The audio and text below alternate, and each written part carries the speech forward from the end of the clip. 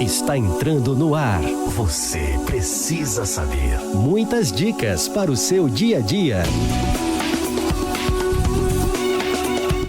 Você precisa saber.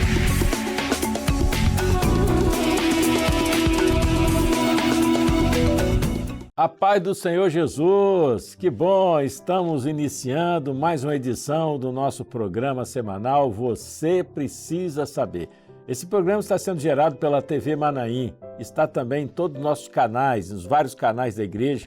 E também se você nos assiste pelo YouTube, se você ainda não está inscrito, aproveite para se inscrever, dá um positivo, um like, compartilhe, comente, porque isso vai melhorar a performance e mais pessoas vão poder receber esse conteúdo. O nosso conteúdo de hoje é um conteúdo muito interessante. Segurança digital. Quem que não precisa de segurança digital no mundo que nós vivemos, na situação da tecnologia, tudo é digital hoje, então esse assunto é muito interessante. E quem vai falar tem uma experiência muito grande no assunto. Ele é coronel veterano do Exército Brasileiro, foi chefe da Divisão de Tecnologia da Informação, do Comando de Defesa Cibernética do Exército Brasileiro. Ele fez várias pós-graduações no assunto em defesa cibernética, segurança de aplicações para a internet e segurança de rede de computadores. Também é membro da nossa igreja lá no Distrito Federal, em Brasília, no Lago Norte. Quem está aqui conosco, nosso amigo Nestor Lana. Nestor, que bom receber no programa. Tudo bem? Que bom ter aqui. Tudo bem, pastor. É uma alegria estar com o senhor. Saúde os irmãos com a paz do Senhor Jesus. É uma felicidade conversar nesse tema, até para ajudar os irmãos e os amigos que visitam o nosso site, porque é um tema muito importante, porque saber usar tecnologia hoje, ela faz a gente viver um mundo mais seguro. Então, é um caminho sem volta, não tem como a gente deixar de usar a tecnologia. Muitas operações que antigamente a gente fazia com dinheiro, hoje em dia só se faz por meio digital, como, por exemplo, algumas cidades, para você pegar um ônibus, você não consegue mais pagar com dinheiro, só com aplicação. E nós, como servo, até vou citar aqui Mateus 10:16, a gente está nesse mundo como ovelha no meio dos lobos. E temos que ser prudente como a serpente, né? E o prudente como a serpente fala de saber se proteger nesse meio digital. Então a gente precisa saber como conviver nesse meio digital para poder não sofrer os danos de um golpe, né, que muitas pessoas fazem hoje utilizando o meio digital. É verdade, é verdade. Temos que ser prudente como a serpente, né? Estar atento a tudo. E já começa a pergunta por aí, né? Se eu receber uma ligação de um número que não está na minha agenda, qual o procedimento que eu devo tomar? É aquela história, quando a gente era criança, alguém tocava no interfone ou ligava no telefone da nossa casa, a gente sempre recebia aquela informação, não fala se a mãe está em casa, se o pai está em casa, foi trabalhar. Então a gente tem que estar sempre evitando o que a gente fala na defesa cibernética, de reduzir a superfície de ataque. Então muitas das vezes hoje os telefones, ou por pessoas, às vezes até dentro de um presídio, ou até centrais automatizadas, elas ficam ligando para vários telefones para validar se aquele telefone está vivo, está ativo. Então, o que acontece? A pessoa recebeu uma ligação hoje de um telefone que não está na sua agenda. O ideal é não atender. Por quê? Se você atende e fala alô e começa depois a responder algumas perguntas, esse telefone aqui é do João? Aí você vai falar, não é do João, ele já gravou a sua voz. Esse telefone é de Brasília, que ele vai ver o DDD que é de Brasília. Sim, é de Brasília. Ele começa a gravar a sua voz ali, o sim. E às vezes ele, com poucos minutos, poucos segundos até de conversa, ele consegue fazer a clonagem da sua voz para depois utilizar essa informação para fazer golpes digitais. Então, o que a gente sugere hoje é que você tenha os seus amigos, seus contatos na sua agenda, e se tiver uma ligação de um número distante que não está na agenda, você não atende. Agora, por exemplo, pode acontecer, teve um acidente, um parente está te ligando, uma pessoa pediu para fazer a ligação no telefone, recebeu 2, 3 ligações do mesmo número de telefone, aí você atende, mas com o cuidado de não passar muita informação. É de tal lugar, é sim, é não, evitar responder informações que nem a gente fazia antigamente no telefone convencional. Perfeito, né? Você evita de passar, de dar o caminho para a gente fazer o golpe, né? Isso. Vamos lá, ao receber valores por Pix, existe alguma chave mais segura? Há alguma que devemos evitar? Assim, o Pix, a gente tem hoje 4 tipos de chave Pix, né? São 3 chaves pessoais, CPF, e-mail e telefone, e uma chave impessoal que é a chave aleatória, que é uma string, um conjunto de caracteres aleatórios. Então, o ideal é sempre você passar para pessoas estranhas a chave Pix aleatória, porque você está evitando passar alguma informação, como o seu telefone, como o seu CPF ou seu e-mail. Então, já existem golpes relatados onde a pessoa vai fazer um pagamento, não, eu cobrei um pouquinho a mais, eu vou te devolver R$ 2. Qual a sua chave Pix? Aí você vai e passa CPF, telefone ou e-mail. Então, a chave aleatória, você pode ter ele salvo ali um QR Code com ela e quando tem que passar para alguma pessoa que não é de confiança ou você não conhece, aí você tenta passar a chave Pix aleatória que você vai estar deixando de passar uma informação a mais para uma pessoa que você não conhece. E para familiares, para parentes, amigos, aí você pode usar da memória, né? O meu e-mail é tal, o meu telefone é tal e passar a chave Pix mais conhecida e mais fácil. É muito interessante, né? Porque normalmente a tendência é você passar a sua chave Pix mesmo, né? O CPF, a identidade, né? Eu mesmo não tinha me atentado para isso. Eu sempre falo, sabe, o Nestor, que se tem uma pessoa que mais aprende nesse programa sou eu. Eu faço as entrevistas, eu vou pegando essas dicas, né, e vou acumulando aqui na minha RAM para poder se livrar dessas coisas. Muito interessante isso. Eu uso bem a chave aleatória, né? Mas normalmente eu mando a comum, que é mais prático, né? A gente manda, mas é verdade. Esse cuidado tem que ter também. Muito bom. O QR Code é perigoso? Como se proteger como usuário e como empresa? O QR Code é uma evolução do código de barra antigo, né? O código de barra ele tinha ali a possibilidade de poucos dígitos, né? Que a gente usa normalmente em boleto, vê normalmente em produto no mercado. E o QR Code, ele por ser um código bidirecional, né? De 2 lados, para cima e para baixo, ele consegue jogar mais informações e o pessoal usa muito para fazer link de algum site. Então, assim, como cliente, eu falo sempre, pessoal, quando você vai acessar um QR Code, tipo, vai no restaurante, tem ali o cardápio, vai numa loja, tem um QR Code para acessar alguma coisa, procura, se for possível, estiver próximo, fazer a verificação tátil, passar a mão ali, ver se não tem um adesivo colado por cima, que normalmente o atacante, ele vai chegar ali, vai colocar um link malicioso num QR Code sobreposto, e você vai ser direcionado para um link que você não quer. Outra coisa importante como usuário é você ter um bom antivírus, que hoje não é muito caro, você hoje consegue com R$ 100 ter um plano anual para proteger 5 dispositivos, vai proteger o computador, o celular da família inteira, tablet, por menos de R$ 100 por ano. Então, esses aplicativos, antes de direcionar você ao ler um QR Code para o site de destino, ele já verifica se é malicioso ou não, então ele já vai proteger. E outra coisa que eu falo muito para lojista, para quem tem negócio, é sempre que possível deixar o QR Code fora de acesso do cliente ou do atacante. Então, por exemplo, você vai fazer um restaurante. Em vez de deixar o QR Code no menu, coloque quadros pela parede do restaurante, onde a pessoa possa, de longe, com o celular, fazer a leitura. Se você tem uma maquininha de cartão de crédito que quer receber o cartão de crédito, não deixe o código Pix ali, aquele quadradinho, à vista do atacante, que ele vai ali, só sobrepõe o código QR, você vai perder alguns pagamentos e só vai perceber depois no final do dia, quando for fazer o balanço do seu negócio. Então a gente sempre fala assim, eu fui esse dia numa clínica de saúde e o QR Code estava num quadro atrás da atendente. Então, eu que estava na frente dela, para poder ler o QR Code, pegava meu telefone, fazia o apontamento, e não tinha como eu, como atacante, poder sobrepor aquele código QR. Então, acho que a nível de negócio, é a gente evitar de deixar o QR Code que o cliente vai utilizar de fácil acesso, de forma que ele pode ser sobreposto. É muito interessante, que normalmente você vai nos estabelecimentos, fica no balcão ou na mesa, né, em um totemzinho, né, e de fato a pessoa pode colocar alguma coisa em cima, né, você pagar a pessoa errada. Muito interessante. Agora eu vou falar sobre o Wi-Fi. É perigoso usar os Wi-Fi gratuito? O que acontece? O Wi-Fi, quando a gente usa o Wi-Fi gratuito, fica disponível para todo mundo o nome da rede e a senha, né? Normalmente lá é loja A, senha 1234.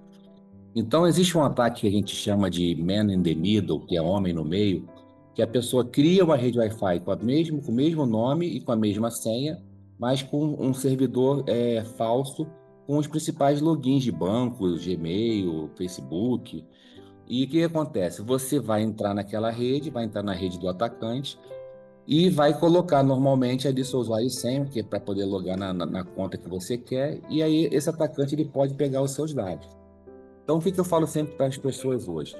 Se você tem coisas importantes, que às vezes até a conta de rede social é importante, a conta de e-mail de trabalho é importante, não falo nem só para movimentar dinheiro, mas você deve ter um bom plano de dados para evitar ao máximo usar a rede Wi-Fi disponível. Vou viajar, cheguei no aeroporto, eu não uso a rede do aeroporto. Eu vou chegar num hotel, tem a rede do hotel, não uso a rede do hotel. E quando for imprescindível utilizar uma rede Wi-Fi disponível, esse dia eu fui num evento, era no subsolo de um hotel, e o telefone celular não funcionava. Então, eu precisei de utilizar a rede Wi-Fi que era disponível no momento. Aí, nesse caso, você vai utilizar a rede Wi-Fi sabendo que tem que ter muito cuidado para fazer algum login e principalmente para operar coisas do banco, né? Então, por exemplo, tem problema usar o aplicativo do banco numa rede Wi-Fi? Se você já tiver logado, se ele fizer autenticação por face e não cobrar de novo a senha, eu não vejo problema de você usar a rede Wi-Fi. Agora, se você foi abrir um aplicativo, um e-mail, e ele direcionou para uma página de login que você tenha que digitar a senha de novo, aí você liga o alerta.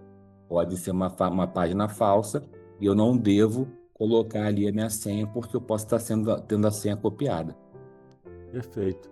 Deixa eu voltar na pergunta anterior, quando você falou que existe software, né, de proteção, né, que você pode proteger. Eu voltar ali e fazer uma pergunta. Me fala a informação que a gente tem, que o iPhone, ele já tem uma certa proteção maior do que qualquer outro aparelho. Isso é verdade? É mito? É porque acontece. O iPhone, naturalmente, ele tem só a App Store da Apple, e ele, em princípio, ele não aceita aplicativos feitos por fora. Um aplicativo que você vai fazer num programa e você vai adicionar. Já os telefones com Android, ele tem uma opção lá de opções de desenvolvedor, você tem uma opção de você liberar, utilizar aplicativos de terceiro. Então, é o arquivo com extensão APK. Então, o que acontece? Quando você abre essa possibilidade, recebe por um link malicioso esse arquivo APK, que é um programa do hack, e você instala no telefone, que o Samsung, a Motorola, qualquer um que tenha Android permite, você pode conseguir instalar um programa malicioso no seu celular.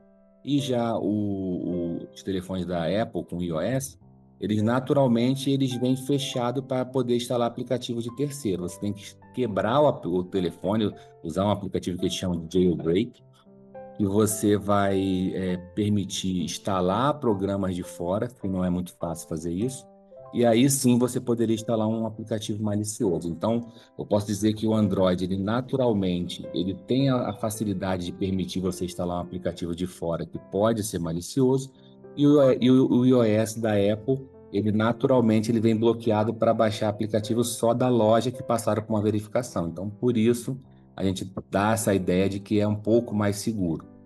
Ah, perfeito. Como sobreviver no mundo digital sendo uma pessoa idosa ou de uma geração não acostumada com tecnologia? Hoje em dia, o primeiro conselho que eu dou sempre para as pessoas, principalmente mais idosas, é ficar atento para não agir por impulso. Então, é muito comum, principalmente as pessoas mais idosas, serem atingidas por golpes que trabalham na parte da emoção. Então, por exemplo, você tem um filho, uma filha que está decolando do avião, aí ele colocou na internet, viajando para tal lugar. O atacante tem aquela informação pela rede social, ele sabe que você é o pai daquela pessoa e sabe que você vai estar por algumas horas fora do ar por estar no telefone, está no avião. Então ele vai chegar e vai aplicar um golpe, vai ligar para você, ó, seu filho tá com um acidente, aconteceu tal coisa, bateu, ó, eu sou da operadora de aviação, o avião tá sumido, eu preciso que alguma coisa com urgência e a pessoa vai acabar tomando alguma ação por motivo de emoção que vai dar um problema mais à frente, provavelmente financeiro. Então, assim, eu costumo dizer para o pessoal que é sempre importante você buscar alguém de confiança para ser o seu apoiador na parte digital. Então, por exemplo, hoje em dia, a gente vê muitas pessoas, por exemplo, imposto de renda você só faz hoje pelo aplicativo. Então, a gente vê muitas pessoas pedindo ajuda, pagando para pessoas fazerem a declaração do imposto de renda. Para que alguém faça a sua declaração do imposto de renda, ela vai ter que ter o seu acesso ao GovBR. E com o acesso ao GovBR, você tem acesso a vários programas para abrir empresa, abrir conta no banco. Então, tem muitas pessoas idosas que pagam e repassam as suas senhas para que pessoas estranhas, né, façam suas declarações de imposto de renda, por exemplo, e tenham acesso a fazer outras operações porque estão de posse do usuário e senha. Então, eu acho sempre importante se apoiar em alguém de confiança para poder não ter que passar suas contas ou senhas para pessoas que às vezes pode ter um vazamento de dados no computador, a pessoa pode ter o computador atacado, perde aqueles usuários e senha que ele normalmente vai salvar num bloco de notas, e aí a pessoa vai ter um prejuízo porque passou informações para estranhos, né, para terceiros. Certo, perfeito. Você já presenciou ou ajudou algum irmão ou irmã idosa ou de uma geração não acostumada com tecnologia? Não, desculpa. Olha, a gente vai. A gente normalmente, por trabalhar na área de tecnologia, a gente sempre é perguntado, né, sobre como configurar essa câmera. Eu tive um problema, eu recebi uma mensagem estranha. Então, a gente volta e meia é consultado pelos amigos e pelos irmãos da igreja também. Então, assim, infelizmente teve um caso até de uma amiga minha de muitos anos da igreja, até quando a gente estava entrando na igreja, 20 anos atrás, que infelizmente caiu num golpe que a gente chama de golpe da mão fantasma. Existe um aplicativo que chama um aplicativo de acesso remoto, que são aplicativos que você instala para você mexer no computador ou celular da outra pessoa para ajudar a fazer algum reparo. Então, por exemplo, é difícil a pessoa falar, clica aqui, tá vendo esses 3 pontinhos? Então, normalmente, quando a gente vai ajudar alguém intencionalmente, a gente instala um aplicativo que você pode mexer no computador ou celular da pessoa. Então, como que o atacante ele faz? No caso, ele fez, né?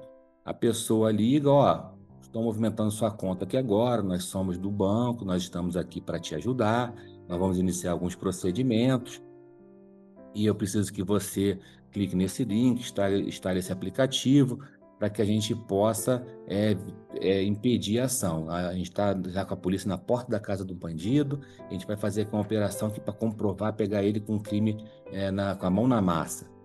E aí a pessoa instalou o aplicativo de acesso remoto, permitiu que a pessoa ali tivesse acesso a ver o que ela estava fazendo, e aí falou, ó, vão aqui, faz tal coisa, entra aqui, libera aqui, digita a senha aqui. E quando a pessoa digitou a senha, para fazer uma operação simples lá, né, abrir contestação, então, quando ela abriu a senha e digitou, o atacante viu aquela senha que ele estava digitando. E a partir daí, a pessoa perdeu o acesso ao telefone e a pessoa começou a mexer ali, fez um Pix para outras contas e começou a mandar o dinheiro dela embora. E até ela conseguir ligar para o banco, aí a pessoa fica mais nervosa ainda, fica mais preocupada, ela perdeu parte do dinheiro que ela tinha guardado. Então, assim, o que a gente fica de dica, né? Sempre que alguém te ligar trazendo um problema, encerra a ligação e procura o canal normal para resolver aquele problema. Ligaram da escola do meu filho falando que meu filho bateu com a cabeça, ele precisa ir para a UTI agora, eu preciso clicar num link para poder liberar, senão ele pode morrer, se não for agora, se não clicar no link ele vai morrer. Desligo o telefone, ligo para a escola e procuro ver realmente. Ligaram do banco, estão roubando o dinheiro da sua conta aqui agora, tal. Desligo o telefone, ligo para o banco e procuro saber. Então é sempre evitar de agir na emoção e seguindo a ligação que foi feita para você. Sempre você cancela a ligação e procura o caminho comum de onde veio o alerta. Perfeito. Então, Nestor, estamos chegando ao final, né? Nosso horário é meio curto. Queria que você quisesse deixar uma consideração final, ou um recado para aqueles que nos assistem, uma dica a mais, que você teria a falar para os nossos telespectadores, o que você tem a dizer, encerramento? O que eu acho assim, né? O importante é sempre não tomar ação por emoção. Como eu falei, né? A gente recebeu um alerta, você procura o caminho inverso, você desliga a ligação e procura o caminho de onde veio o alerta. Quem não tem muita afinidade com o uso de tecnologia, procure alguém de proximidade para poder ser o seu tutor digital, digamos assim. Ter um bom plano de dados para que você não precise de utilizar a rede Wi-Fi, como nós falamos, assim, disponíveis. Outra coisa importante também é você ter um telefone relativamente novo, né? Muita gente, às vezes, opta por ter um telefone de uma marca X e fica aquele telefone na versão 4, 5 versões para trás e o aparelho deixa de ter atualizações. E deixando de ter atualizações, existe uma base de dados de vulnerabilidades que os atacantes já sabem. E às vezes só de você abrir um site, mandar um e-mail, clicar numa foto, ele sabe, essa pessoa está usando o telefone com o aplicativo tal, com a versão tal. E eu tenho no mercado essas vulnerabilidades. Então ele vai a partir dali para fazer um ataque. Então é interessante que você sempre tenha telefones relativamente novos, 2 modelos, 3 modelos para trás, para que você tenha as atualizações sempre em dia e está seguro. Porque aparece uma abertura para um ataque hacker, a empresa ela tenta resolver. Só que como o telefone é muito velho, ele não consegue ser atualizado e fica aquela vulnerabilidade para você poder ser atacado. Então, acho que isso é muito importante. Que bom. Quero agradecer aí a nosso amigo Nestor pela presença e já vai preparando outros temas que nós vamos voltar a entrevistar, porque o assunto é muito interessante e muita gente precisa saber disso tudo, não é verdade? É isso aí, tem muita coisa importante para a gente se defender nesse mundo digital. Então, pessoal, estamos chegando ao fim dessa edição do Você Precisa Saber. Foi muito bom tê-lo aqui. Eu tenho certeza que você conhece pessoas que precisam saber dessas informações. Então, aproveita, compartilhe o link para todos os seus amigos, colegas de trabalho, familiares, para que possam se proteger. Como o próprio companheiro leu o texto no início, nós temos que ser prudentes, hein? Para não sermos enganados. Um grande abraço e nos encontramos na próxima edição do Você Precisa Saber. Você precisa saber.